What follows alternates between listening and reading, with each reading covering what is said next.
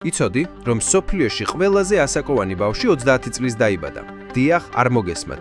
ივლისში დაიბადა ბავშვი 1994 წელს გაყინული ემბრიონიდან. მან 30 წელი ყინულში გაატარა, სანამ ქვეყანას მოევლინებოდა. 90-იანი წლების დასაწყისში ლინდა არჩერდმა და მისმა მეუღლემ ინვიტრო განაყოფიერების გზით 4 ემბრიონი შექმნეს. ერთ-ერთი მათგანი მათი ქალიშვილი გახდა, რომელიც ახლა 30 წლისაა. დანარჩენი 3 ემბრიონი კი გაყინეს. ამ ზაფხულს ოჰაიოში ლინდსიმ და ტიმ პირსმა გადაწყვიტეს ერთ-ერთი ემბრიონი ეშვილათ. 26 ივლისს დაიბადა თადეუს დენიელ პირსი, ჯამთელი, ბედნიერი და ტექნიკურად დედის საქორწინო ბეჭედზე უფროსი. აი ყველაზე გასაოცარი ნაწილი.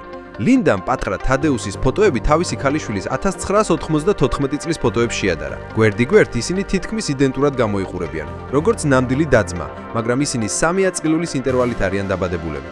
გაყინული ემბრიონიდან 30 წლის შემდეგ გაჩენილი ბავშვი ცოცხალი მტკიცებულებაა იმისა, რომ ყველა სიცოცხლეს თავისი დრო აქვს. თუ გაინტერესებს მსგავსი ამბები, გამოიწერეს შავ-თეთრი სარკე.